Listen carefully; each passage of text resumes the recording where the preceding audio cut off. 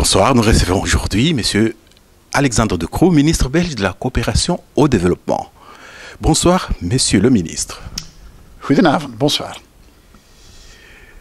Dans la politique belge par rapport à la coopération, c'est un volet très important de la politique générale du gouvernement. Quelle est la politique belge par rapport au développement?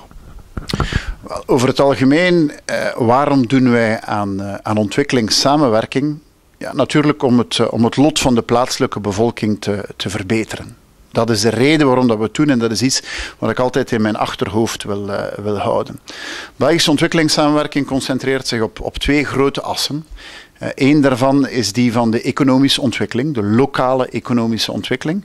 Omdat we ervan overtuigd zijn dat dat de enige echte manier is waarop je het lot van mensen kan verbeteren. Daar zijn twee aspecten belangrijk in. Eén daarvan is dat het een duurzame economische ontwikkeling is. Een tweede is dat het is wat men noemt een inclusieve economische ontwikkeling. Economische groei is belangrijk, maar wat het belangrijkste is dat die economische groei ten voordele is van iedereen. Vandaag zien we op een aantal plaatsen in de wereld dat er economische groei is, maar dat het lot van de bevolking absoluut niet vooruit gaat. Dat kan nooit de bedoeling zijn van wat wij samen doen in ontwikkelingssamenwerking. Tweede as is die van de mensenrechten. Wij vinden dat de Belgische ontwikkelingssamenwerking nooit een blanco cheque kan zijn. We zijn er ook van overtuigd dat als we echt willen dat het lot van de mensen verbetert, dat het enkel zal verbeteren als mensen een vrije keuze kunnen maken, als mensen een vrijheid van spreken hebben, als ze zich politiek mogen organiseren en als ze zich ook economisch en sociaal kunnen ontwikkelen op de manier waar zij dat willen.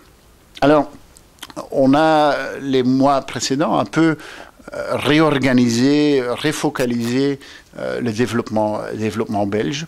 Nous avons par exemple choisi quels sont nos pays partenaires. Nous avons aujourd'hui 14 pays partenaires. 13 des 14 sont en Afrique. Palestine est la seule exception. Et des 14, en fait, il y en a 12 qui sont ce qu'on appelle dans la catégorie des pays les moins développés. Clairement dit, c'est les pays qui aujourd'hui sont dans une nécessité énorme pour leur population. La plupart de ces pays moins développés, comme on les appelle, sont aussi dans ce qu'on appelle la catégorie des pays fragiles. C'est des pays avec des structures très fragiles, souvent dans des situations de beaucoup de flux d'immigration ou de flux de migration interne, souvent situations de guerre civile, beaucoup de conflits en interne. Et donc nous avons fait le choix, avec la coopération belge, de nous concentrer dans les régions, dans les pays où nous pensons que vraiment le besoin est le plus accentué aujourd'hui. In de Belgische ontwikkelingssamenwerking speelt de Democratische Republiek Congo natuurlijk een zeer belangrijke rol. Het blijft budgetair veruit het belangrijkste land.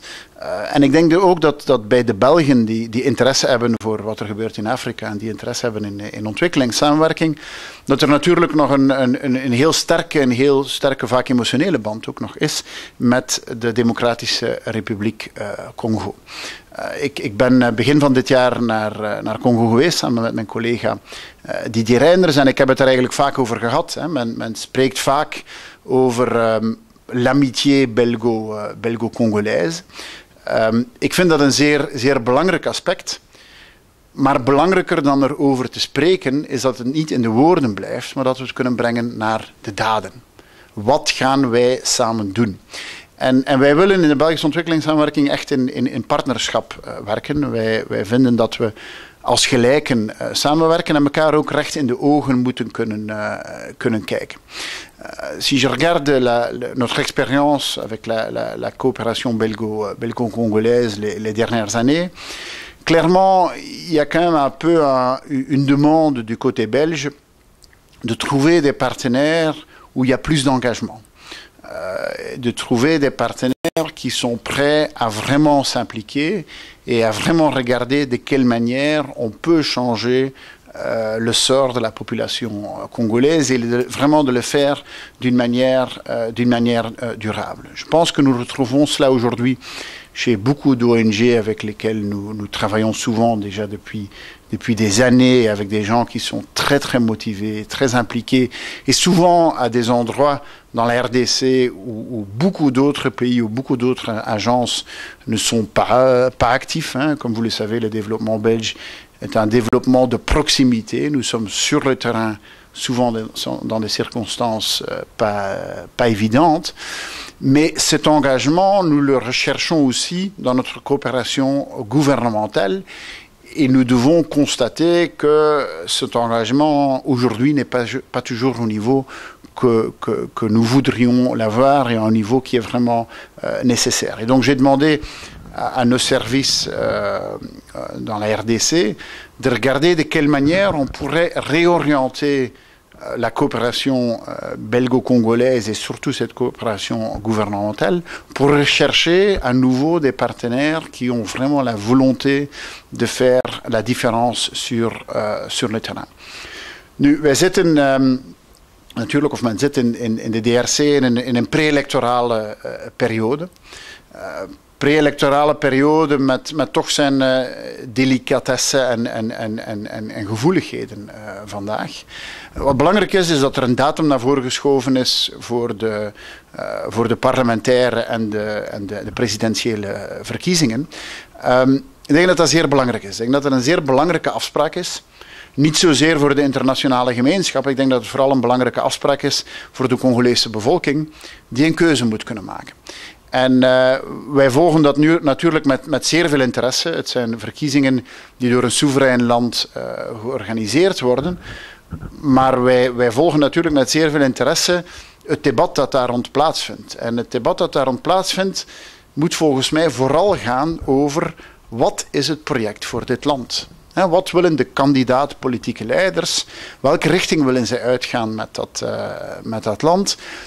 En wat zijn de zaken die ze willen veranderen? En te vaak in het verleden, vind ik, is het debat gegaan over de persoon.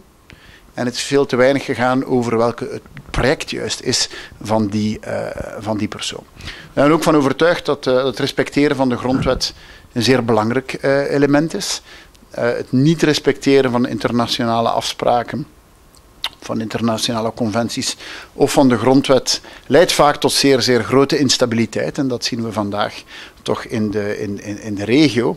En samen met andere internationale partners hebben we altijd de nadruk gelegd op het feit dat de grondwettelijke bepalingen met betrekking tot presidentskandidaturen toch wel belangrijk zijn en dat die bepalingen daar voor een bepaalde reden aanwezig zijn.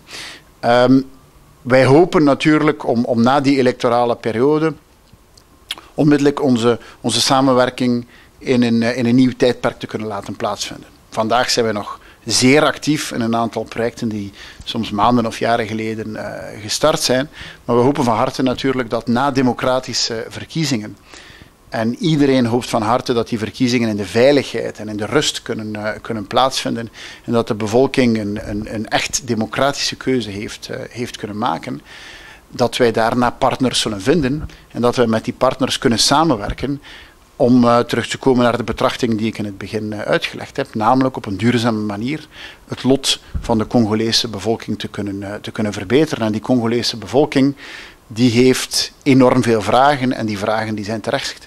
En ik denk dat we moeten proberen zo goed mogelijk met een democratisch verkozen bestuur aan die legitieme verwachtingen van de Congolese bevolking te beantwoorden. Monsieur le ministre, le Congo n'a pas seulement un problème de développement, il a également un problème de paix. Depuis plus de 15 ans, la MONUSCO, anciennement MONUC, est présente, surtout à l'est de la République.